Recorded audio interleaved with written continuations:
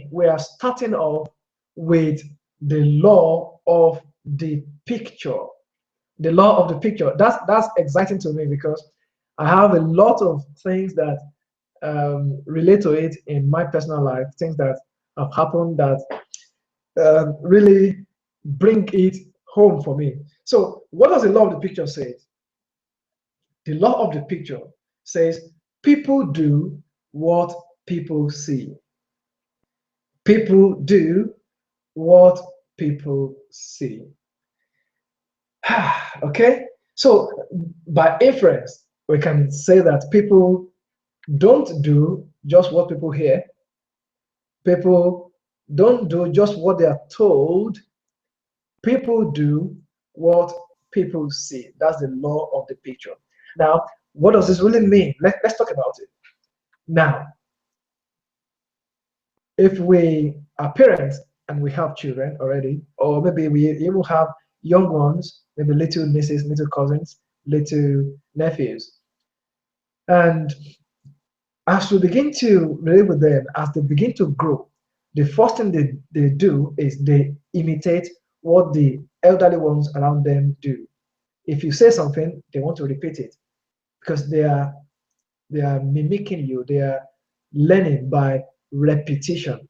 They learn by repetition. So effectively, we model to them what behaviors are appropriate based on our culture, based on the context of our cultures. So people do what people see.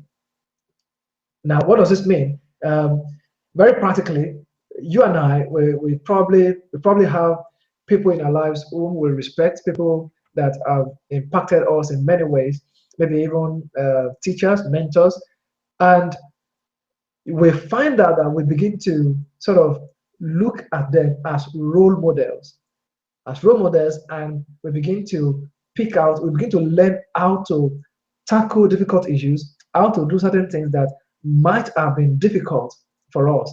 And by so doing, we learn how to do things because we have an example. Now, I love to talk about the scriptures. And I remember a place that says, it was talking about the father of the nation of Israel. And that place says, look unto Abraham, your father. In other words, you don't need to reinvent the wheel.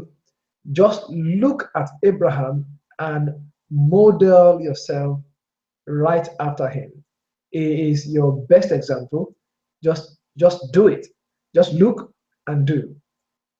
Right? And what I found out is that when we have a model ahead of us, that helps us to take away the experimentation out of life. Let me say that again. When we have a model ahead of us, in front of us, it takes away experimentation out of our affairs. Experimentation is good, but the only downside to that is if you make a lot of mistakes before you actually learn to do a thing, you might just have gotten your finger burnt. And what that does is it perhaps reduces the quality of your experience or my experience. So I was thinking through this earlier on today, and I just casted my mind back, and I started thinking about people who have been models to me, people who've modeled to me what I started to do. I remember growing up as when I was in the secondary school, a man by the name of Venerable Abiala, and this man showed me an example of godliness. I thought seeing him, I had ideas about what God, will behave like. So I started to, there's a way it would do his hair. It would cut his hair and have a pattern just about the middle. So I started styling my hair that way because it was the example that I really wanted to imitate. So that's what we mean by people do what people see. I'm going to share my screen so you can have a feel of what I'm saying. And if you want to take notes, you can go ahead and do that. So the law of picture says that people do what people see. Now, the people do what people see. So when we are relating to people, the question I want to ask is, what exactly do they see in us? What do they see? What do we model to people? Now, let's be reminded that on this platform, we are leaders at various levels of responsibility and and execution. So we are leading in various capacities, whether it is at home or in the workplace or say in the marketplace. So everyone here is a leader. Now, if I remind us very quickly about our definition of leadership, that every man is a leader in his or her area of gifting. So you don't need to be ordering people around to be a leader. Now, so which means at each time we are modeling some form of behaviors, some form of value system to the people under our influence, directly or indirectly.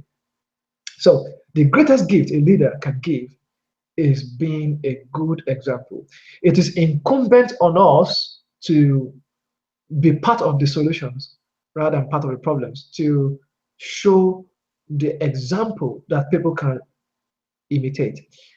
Let's put it this way: we are in a generation where people we are in an age called the age of experimentation, where people are doing whatever comes to mind, and they can find every means to justify it, including legal means. So there are a lot of rights that people are advocating, and we may have different opinions about that. But so which means the time is, I mean, it's more expedient that we can show, at least within our sphere of influence, a model for people to look after. When I'm talking to people about leadership, and and I say that, look, the example that we ought to imitate is the one spoken of by the master teacher himself, that leadership is actually service. It's how much you serve determines how much of a leader you are. So, but then saying that, words are cheap. Word is cheap. So people don't do what people say. People do what people see. So modeling that, going ahead to serve them, to show them what it means to serve, even if you are in a position that seems to be the more privileged one, and you still stoop to serve, then people understand what it means to be a servant leader. Look at Jesus, what he did. When he was going to reinforce the idea in the minds of his students, he went ahead, did what only a servant would do at that time.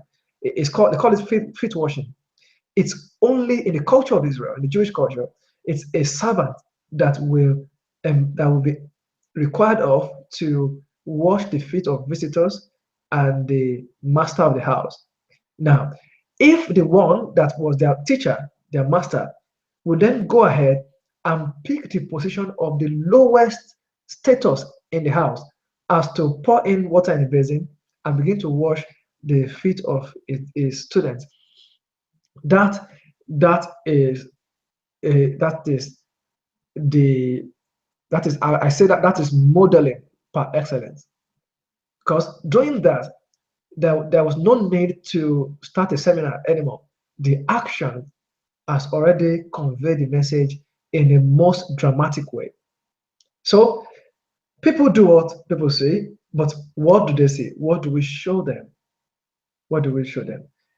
Most of what we've learned over time in our lives, we learned them visually.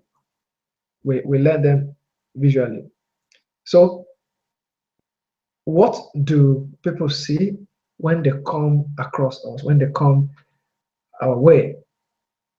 When they come our way, as leaders who are honing their skills, who are developing their capacity, not just technical capacity now, but also the character that sustain leadership. People ought to see the model that they have always been looking for. So that's a lot of the picture. And then I can say very without missing words that most of our learning has happened visually.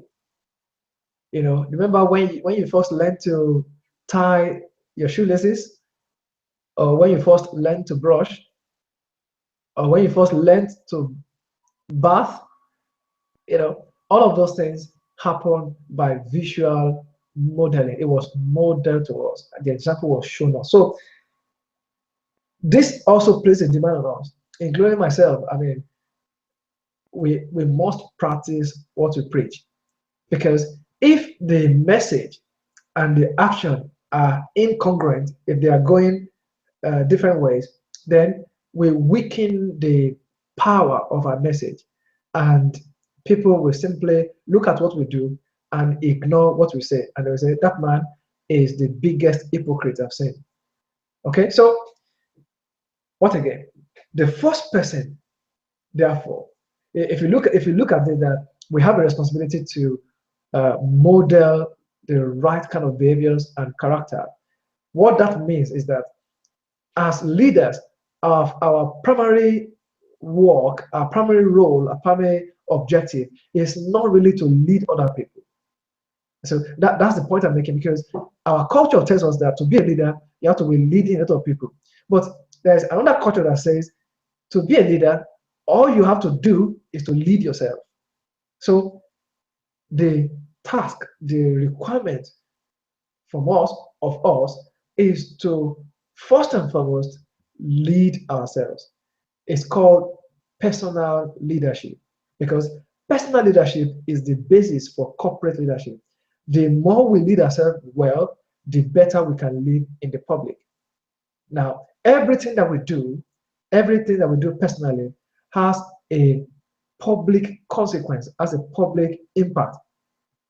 So, which means the more we learn to lead ourselves in private, the more we reinforce, the more we layer on our ability to serve well in the public. So we must work first on ourselves, in fact, hardest on ourselves, because that is really where the work is.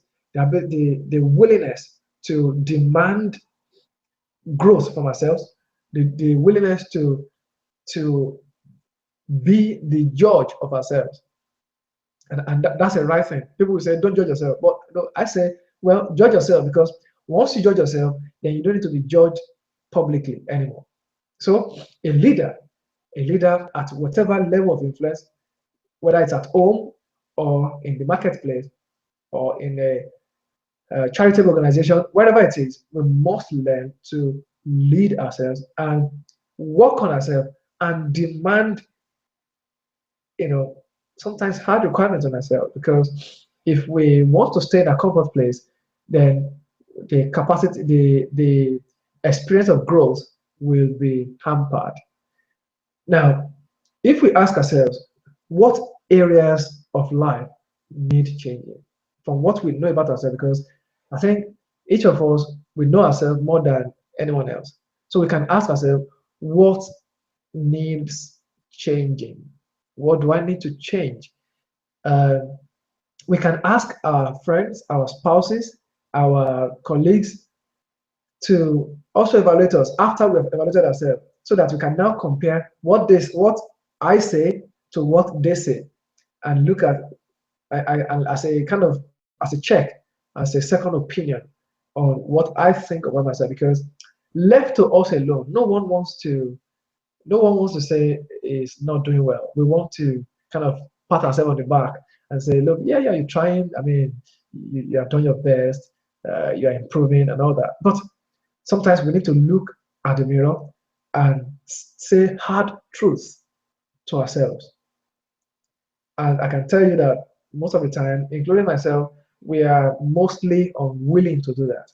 But our willingness and ability to do that is really what is required for us to grow and be able to model the right kind of values to people. So, how will the change that you think is needed, how will that change the picture that you are putting forward.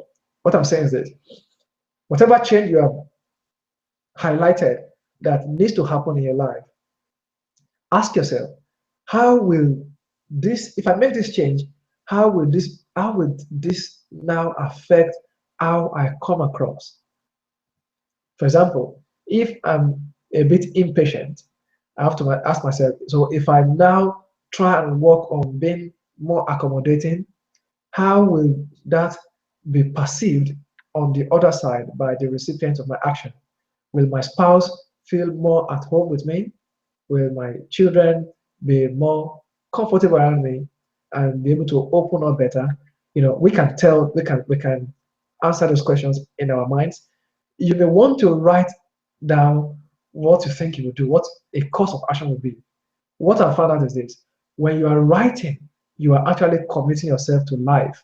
You are committing yourself to change. So I encourage you to write. Again, we need to also sound a caution here that don't try to change anybody. It's a futile exercise.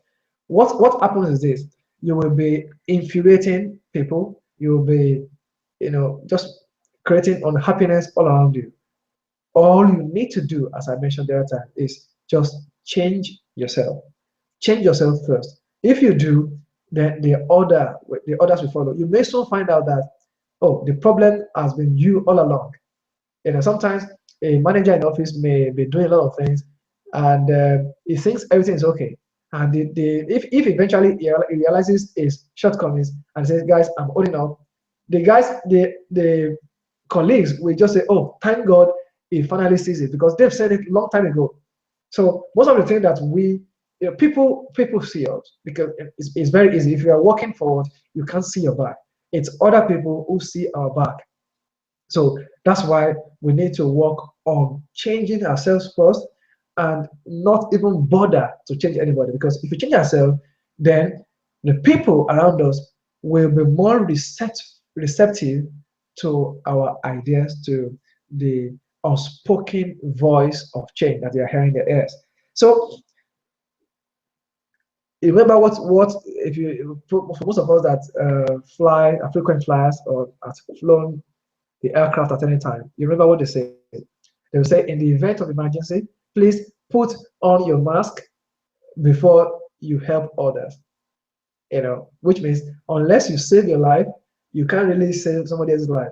In the culture I grew up in, there's an adage that says that if the house is burning and each person's clothes, my clothes is on fire, somebody else is on fire, I need to put out the fire on my clothes first before I can help somebody to snuff out the fire on his or her clothes. Even if they are children, if they are your children, you still need to help yourself. If you are burning, you can't help somebody from fire. Okay, so let's give ourselves a character audit, a character audit. I was going to say audit trail. So let's give ourselves a character audit. If we are evaluating our character, what would we say?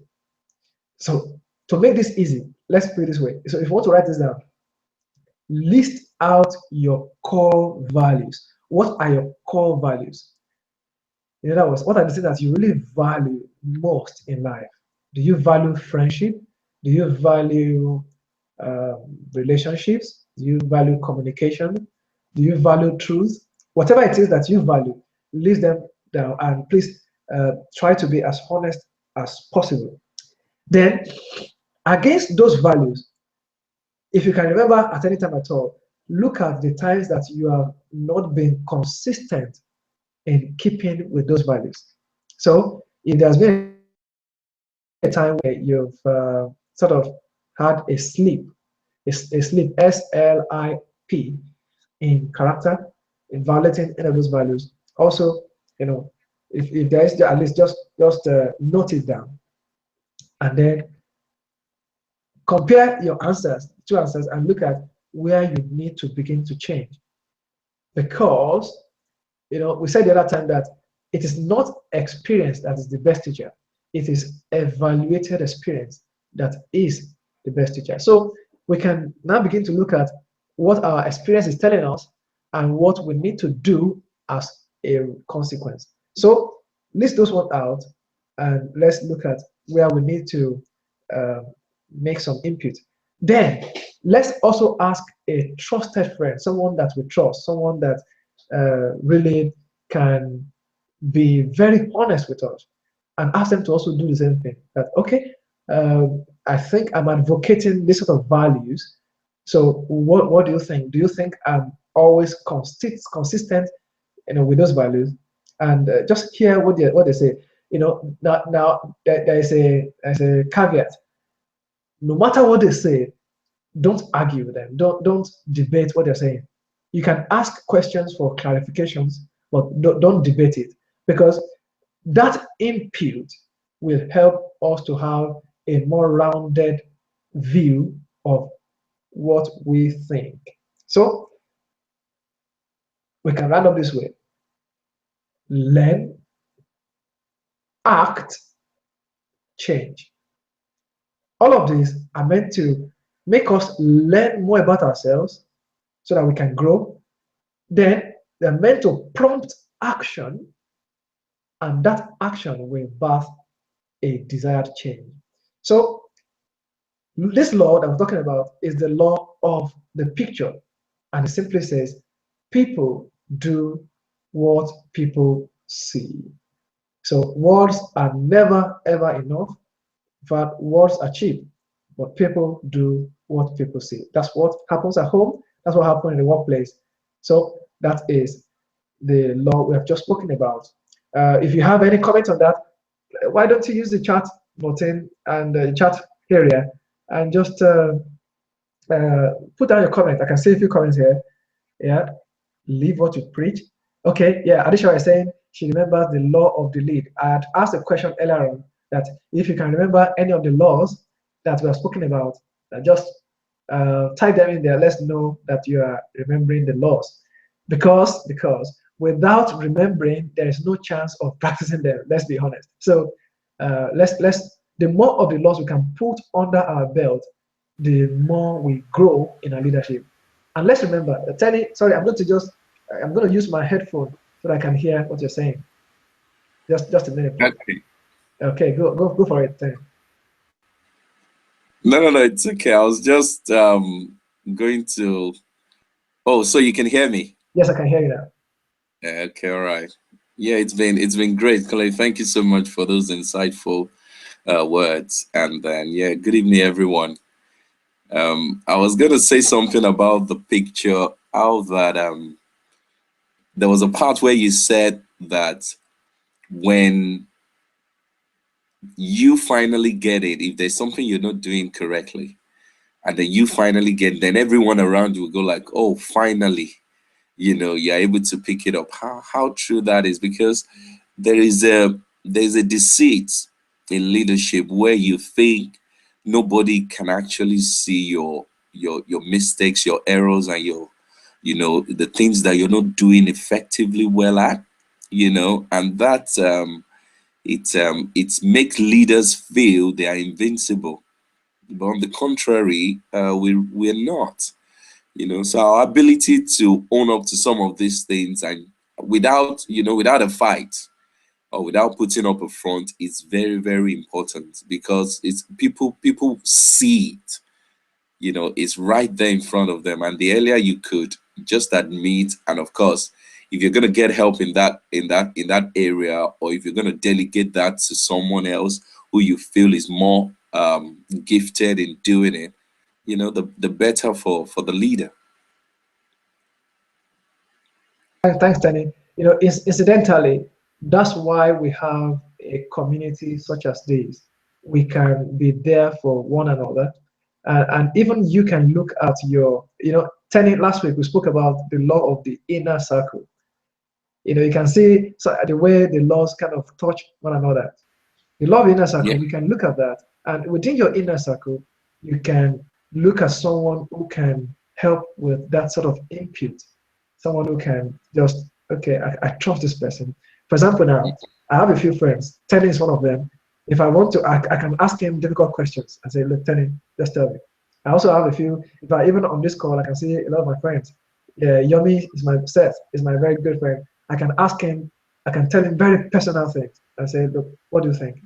I'm blessed to have I mean, quite a number of people like that around me who are in my inner circle, people that I trust, and people who also have my trust. So we can look at our inner circle just as a suggestion for people that we can reach out to for input. Look, the point is this: everyone has a blind side, and that blind side is really where most of our the things that are affecting our effectiveness are all of them are locked in our blind spot. Sorry, I meant to say everyone has a blind spot. So and the things there, they hamper our effectiveness as leaders. So let's kind of take those suggestions if we can. And before I turn it over to you, Tani, I just want to our friend from Italy, Mauricio, has just joined us. Pastor Mauricio, good to see you. Welcome. And Pastor Dari is also here. My very lovely friend Buki says they're there. Hawa also has joined us from London. Adeshama, of course, is here. And most of all, Tenny, you're there. So I will turn over the mic to you to take us through the next law. All right, Clay, thank you very much. We're moving on to the next law, and that is the law of the buy-in. And the law of the buy-in is very important because there's been a lot of summation from all the other principles and all the other laws that we've been looking at. And I was saying something last week, if you remember, Kole, how that there is a link, with all these laws. They all kind of interrelate at some point, or when you look at it from one perspective or another, you find out that this law actually, feed into this other law, and that other law feeds into that. And the law of the buy-in, it says people buy into the leader, then the vision. So basically, people don't buy into the vision first, but they buy into the leader first, and then they buy into the vision. And that's why you would wonder how we've had very ridiculous leaders of the world who's have very archaic and very destructive ideologies, and they have followers. And the question is, what is happening? Can these followers think? Why are they following such people to do or carry out their motives? And it's simple. It's the law of the buying. The people buy into the leader, and then they buy into the vision. So it's got nothing to do with them reasoning about the vision. They have already bought into the leader.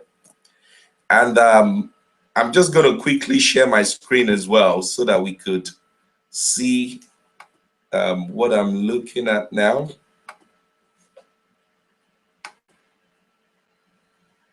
And then please, I think that the lights here is not very good, so we'll just rather do the slides. Here it says people need to buy into the leader before they can follow. It says many leaders ask, do you think my people will buy into my vision? That's a question that most leaders ask. And here it says they answer this question first. Do people buy into you? If you can answer that question, then you can be guaranteed that you'll get a right answer for your first question if people are buying into your vision. Because if people buy into you, then whatever vision you table before them, they will buy into it. And there's another line here. It says, are you authentic? I.e., can people look at you and be certain that, yeah, he's real? He's not trying to, like I said a few minutes ago, how that people can easily see who you really are. It doesn't take a lot, especially people that you work closely with, and then you are trying to be fake to them. Oh, come on. This doesn't really work that way. And in fairness, I've seen a lot of leaders who try to do that. They try to put up a front. They try to look like who they're really not. And people can, you can smell that from afar. You can easily tell that, nah, that guy is not real. He's not authentic. So the truth is, or the fact of the matter is, if you are authentic, people buy into you. Then whatever you table before them, they will buy into it. And there's a question here for it. It says, have you found your dream? It says the leader finds the dream and then the people. It says the people find the leader and then the dream. Oh, I love this. I love this. So as a leader, you need to find what you're good at. What is your purpose? Once you get that, then the people would come to you. Because when the people find the leader, then they will locate their own dream. Awesome. I'm moving on to the next slide. It says, people don't follow worthy causes. They follow worthy leaders who promote their worthy causes. What is your cause? That's the question we're asking each and every one of us today. Do you have something that you stand for? What are you known for? If they ask people to sum you up in one sentence, what are they going to say about you? If I start mentioning names now, Serena Williams, there is something that will come into your mind. It's tennis. If you say Tiger Woods, you will know that's golf. So there are things that that specific names are known for. So the question is, what are you known for? What is your cause? And moving on, it says, who do you believe is a trustworthy, authentic leader in your cause? I.e., who has done what you are looking to do and they've succeeded in it? Who has done it effectively well? Who can you, model what you're doing after? Just like what Kunle said earlier on. And that brings us to the law of the picture. I tell people that when you're trying to do something that no one has ever done before, it's good, but you don't have anything to model it after. And like Kunle said, you're going to make a lot of mistakes and a lot of errors that if care is not taken, you as an individual, you would need to be encouraged to carry on, because there's so much failure you could have in your life before you eventually give up. But if you have a model, if you have people that have done it before and you can look at what they've done and you can model yours, in that line, then we're talking about you, getting a course that people can actually buy into. And the next question is, do they have your same vision? If the answer is yes, then you've got a mentor. You've got someone you can look up to. You've got someone you could follow after. It says people will buy into you when you buy into people. So it doesn't have to be it doesn't have to be people buying into you all the time. You can look at people and buy into them first, and then others after you would buy into you.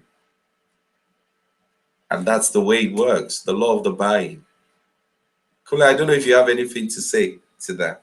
Oh, because I've got a lot to say to that, but I won't say a lot. I'll keep it very, very, very short. Now, the point is this. People will not go with us if they are not really sure about us. And that's what the buy-in is talking about.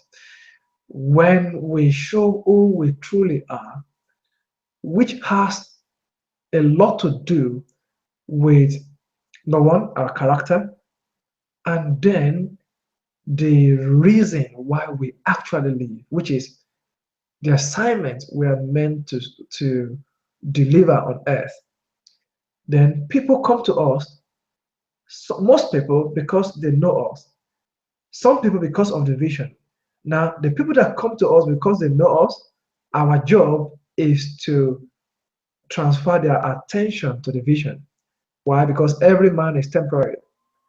The people that come to us because of the vision, our responsibility is to show them their path, is to help them find their own path in that vision, if there is at all. Not everybody is right for the assignment we are meant to do, but for those who are right for it, our job is to help them to find their own place so that they can also be fulfilled. Because no man will be fulfilled outside of the reason for which they exist, for which they are living. So, a lot of telling you said a lot, really. You said a lot. Um, and they are very true. And you can see the connection among all the laws. The good thing is, again, is that you don't need to master all the 21 laws. You can take them one at a time, one by one, and begin to really look at them, and then and begin to improve. Now, when I say you, I mean you and I, really, because it's as true for me as it is true for Tenny and for anyone else. We are all growing. There's the joy of it. I once heard John Maxwell. He said that don't ask how long it will take. Ask how far can I go. One of them is goal orientation. When you say, "Oh, how long will it take?" That's you're just thinking of achieving your goals. But when you think, "How far can I go?" You are growth oriented. Growth orientation for me is better than goal orientation. Goal, growth, goal, growth. So, Tenny, you hit it right on the head. Thanks for that, my friend. No, thank you. Yeah, Yeah. Okay, so I'm going to then go on to the final one for discuss tonight, and that is the law of victory. The law of victory. And then that simply says that leaders find a way for the team to win. There are some people who are in it just for themselves. They want to win and then take the credit for the work of every other person. But then there are some people feel they are that actually look at giving credit to the team. They want to help other people to win, or better still, they want to win with other people. And then this particular set of people, they always find a way for their team to win. I remember the story of a gentleman called Michael Jordan. When I mean, if for people who follow basketball, you must have that name must just have brought basketball to your mind.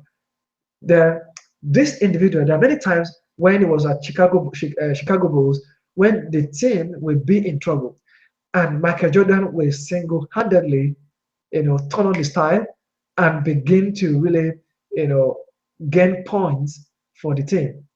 And when Michael Jordan shows up on the team, the level of every team member rises. It just inspires them to a greater level of performance. Now, that is what that exemplifies what we mean by this law. The leader finds a way for the team to win. They are the people that they find a gap in the current performance. They find something that we can do that can just change the whole experience that hitherto might have been quite poor. They come in and they raise the level. They raise the energy level. They raise the commitment level of each person. They want each person to find who they truly are. They make them find a reason for doing it. Now, that is the law of victory. I also know about a man uh, by the name Martin Luther King Jr. As a matter of fact, that is the only man in the world, well, who has lived, who has walked this earth, whose speech is celebrated. So if you find here, I had a dream, or I have a dream, and that speech is commemorated, and that's because this man led people who are downtrodden to face water hoses, to face police dogs, and say, look, we decide to be treated as humans. And we will not lift a finger to fight. We will just simply stand and make the point clear that we are worthy of better treatment than this. So, and that man said, look, he said, my eyes have seen the glory of the king. He said, I may not get there with you, but I can see the land. He said, I've been to the mountaintop and I've been privileged to look over. He said, my eyes have seen the glory of the Lord. Such a man inspired a whole generation, and we still feel the effect to this day. So that is the law of victory. It says the leader finds a way for the team to win. And that, I suppose, is what we ought to really be. That caliber of leader, that sort of leader that will not look out for what credit we can take. I think there are enough of those people already in the world. What we need really, what we need and what the world around us need are people who will help other people to go to the next level in their life, who will help the next level to find meaning. Can I say this, friends? Everyone is looking for meaning. Everyone. Everyone. You are looking for your true meaning. I am as well. And that is that is the right search, because you have a meaning that you are just about to find. And when you find that meaning, you are going to give meaning to others.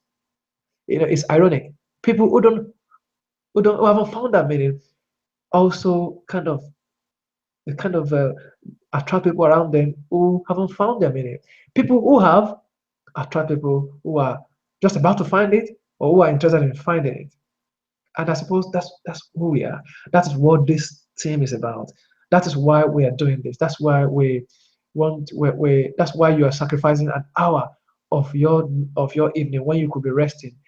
For people in Italy, for Mauricio, it's 10 o'clock, I suppose. But then it's here. It's because of one thing. We want to find our true significance. Because that's a very deep calling inside all of us. It's because we are looking for what we lost and we are finding it. We are finding our true dominion spirit. We are finding our leadership spirit.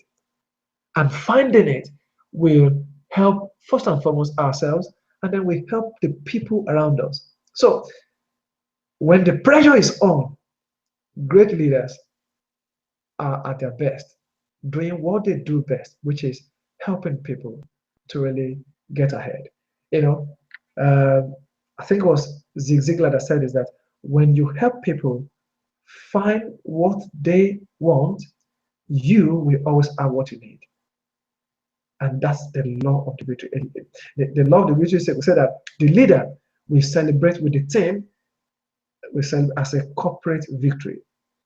I say, look, you did it, and we did it. The leader says, I will wait to eat last. I will make sure everybody has eaten, then I will eat. That is the law of victory. And when at such a point, at pressure moments, you see what is truly in the heart of leaders coming out. You see their essential character.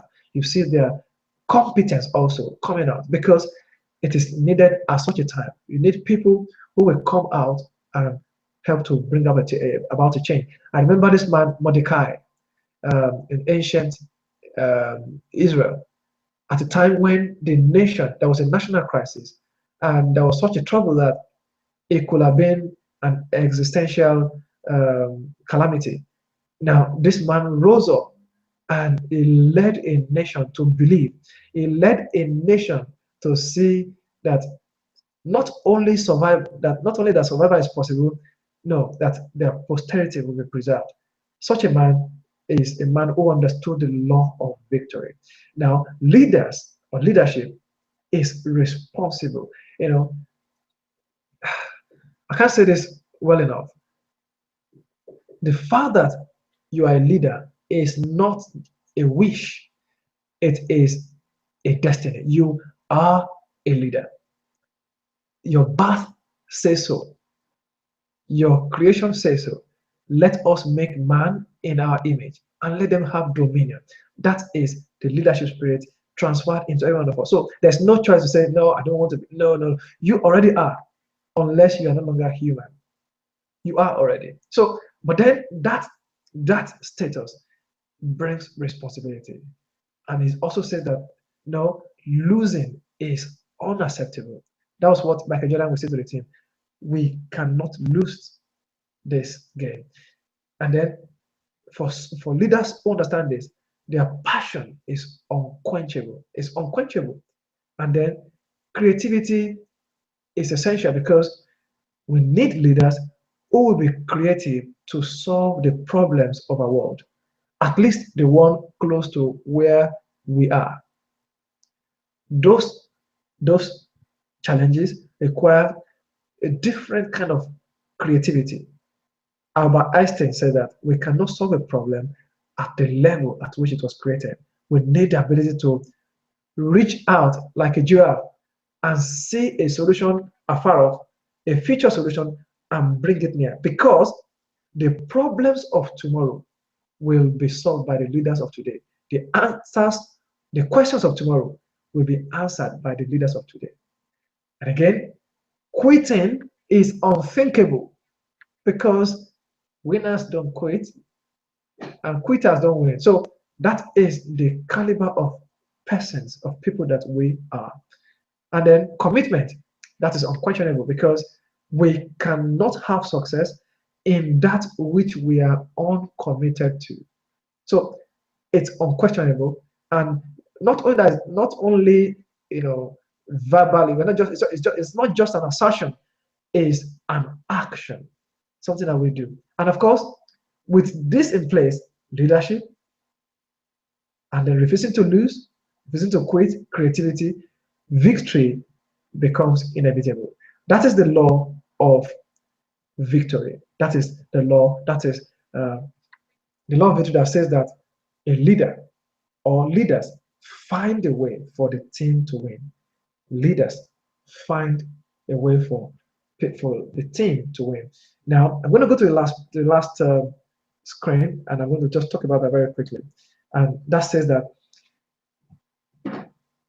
when we talk about team, the thing I want us to sort of, I want to bring again to our notice is that one is too small a number to do great things. One is too small a number. To do significant things, we need a team. To do good things, yeah, we're okay to do that by ourselves. But to do great things, we need a team around us. We need a team around us. Now, my question would be, are you surrounding yourself with the right team? Do you have the right people around you? Do you have the right people who can help you to do what has been laid on your heart to do for humanity? And maybe we should also ask, are we also right team players where we are? Okay, we can wrap up this way. Leaders make things better for their team. Okay, but not just that, leaders do everything possible to achieve victory.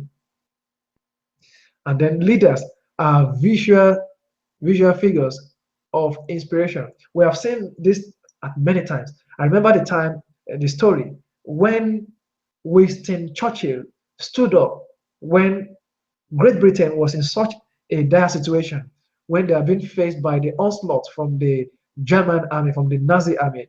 And then the man said, he gave that famous speech that we are going to fight them. We are going to fight them on the beach, on the highway, in the alley, but we will never, never give up. We will never give up. Never, never, never. That rousing speech became an inspiration for a whole nation. And then the nation rose up to put down the opposition. So leaders are visual figures of inspiration. That is who you are. That's who I am. Because when I see you in your elements, doing what you're really called to do, I'm inspired. I'm encouraged. I think, okay, I too can also do it. People like I feel a few people like that in my life who have really sort of inspired me, and I'm sure you too have. Leaders offer hope, a sense of direction, and confidence. So, sometimes people know what to do, but the courage to do it is lacking. But if they see somebody, remember the law of the picture. If you see somebody who is doing it, who who knows the way, who goes the way, then they too can imagine, first and foremost, that they too can rise up and put it over. So leaders, excuse me, leaders are dealers in hope. Leaders give hope to people. And you see, everybody believes in a change. Everybody's hoping for a change. And leaders are not just people who show them what that better position might be. They also lead the way to show them. Tenny, I know you are itching to say something. Let me pass the mic to you. Maybe not itching. It's just to take us back to the law of navigation. Yeah. Yeah, you did mention the law of picture. Yes. We could see all of that there, where it says the leader offers hope, a sense of direction and confidence. That's the law of navigation coming back in there. Okay. Our ability to be able to, function in all of these different capacities as a leader, it's very key. Yeah. And like Colin has been saying, how that evaluated experience is the best teacher. So we would evaluate our lives, on a regular basis and be able to find out how well have I maximized the principle of the picture in my life. How well have I maximized the principle of victory? The law of navigation, the law of the lead, evaluate all of these experiences and learn from it and find out what else can I be intentional about, moving forward. And really, it literally changes your lifestyle. It Absolutely. literally changes your character. And before you know it, you are an effective leader and you are where God wants you to be. Absolutely. Tenny, when we were learning algebra, we didn't sit at home and then start figuring it out. No. We were intentional about it. We went to school, we Yep. attended that class, we made mistakes, we scored 2 over 5, sometimes we scored 0 over 5 initially, Yeah. and then we got it right. It Yep. was it was done intentionally. Mm. Now I refuse to agree with any idea that says that leadership education is unnecessary. Why? Because our world is actually failing from in leadership. There are a lot of you can see that a lot of people have not had input such as this in when they were developing, and then when they are trusted into leadership positions, then the Mm. failures are becoming highlighted. You know, Yep. the further we go, the more Mm. people can see our underskirt. So we better Yeah. make sure it's clean. Yeah. So And that's very powerful what you just said. That a lot of people wouldn't even know, yeah, how badly they are doing until they are assigned a leadership post, and then it becomes very obvious. How yeah, true. yes. And then something, Tony, most of the things that are truly important, they look uh, Unattractive. unattractive, and they don't Yeah. look urgent. Mm. For example, if you want to go and gym, you want to go and do exercise, you say, I can do it tomorrow. It's not urgent. There's no urgency to it. It's important, but it's not urgent. Uh, Mm. I want to read a book. Okay, I'll read it tomorrow because there's no urgency. If you say I need to go and drop my child at school, then that's urgent. It's Yeah. important and it's urgent. But if you look at that quadrant of that growth quadrant, Yeah. we need to move ourselves from the things that are not urgent but important. Exercise. reading books, learning about leadership, personal growth. They are not urgent, but they are so important. And the more we move ourselves into that space, the better we become. We become more valuable in our immediate environment, and then we are equipped to serve better as we go forward. So I don't know. We can just kind of open for last comments, for random comments, and if there are questions or any contribution, and you want to speak, please just signify on your device, and we can bring you up just to kind of say a quick word to the rest of our friends. Just we have people, as I mentioned the other time, joining us from London, from Manchester here, from Italy, uh, and then perhaps from some other place as well, from London definitely. So we are so glad to see you. It's always a pleasure to have you with us. Tony, I don't know if you want to kind of say some passing some closing comments before we round up. Just to say thank you to everyone that's been part of this. Still got 2 more sessions to go. Yes, we do. And so far it's been amazing. So and I look forward to see you in a fortnight. Thank you so much. So yeah, Tony, you can't believe how I'm growing. This as I'm sharing them, I'm sort of seeing myself in better. It's like holding a mirror to your face, and then you're saying better life. Yeah, you really are, and then you're saying what to change, what to improve. Look, Tony, none of us, in fact, hardly would you find anyone who's an expert in knowledge 21 laws. It's impossible, I would say. That's true. That's why we bring people along our side who are better in an area where we are deficient. Yeah. So yeah, well, good to see you tonight, and we want to really honor your commitment. For Mauricio who's joining for the first time, thank you very much. It's certainly great to have you with us tonight. There was something introduced last week, which is that we'll still continue as we do. So every fortnight, we will continue with our leadership education, but the other Thursdays, we will just focus on kingdom teaching, just strictly kingdom teaching, because I can tell you, there is a lot of hunger out there for the things of the kingdom. Good to see you as Evan. And then by the time you put the two together, kingdom and leadership, what you have is kingdom leadership. And I can tell you, that's exactly what the world needs. So yeah, great to see you with us tonight. We are delighted and we really honor you. God bless your ways and your homes. And we look forward to seeing you next week for those who want to be part of the kingdom education, and otherwise in a fortnight for those who want to stay strictly on the leadership discourse. God bless you and have a good evening, good night where you are. Thank you so much. God bless. Thank you. Yeah, always bye.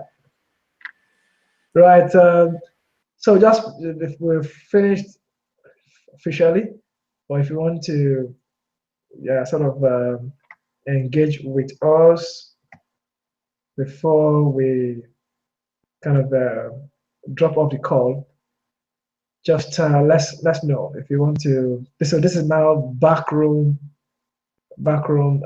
session. If you want to engage, that'd be fantastic. But it's been a pleasure seeing you tonight.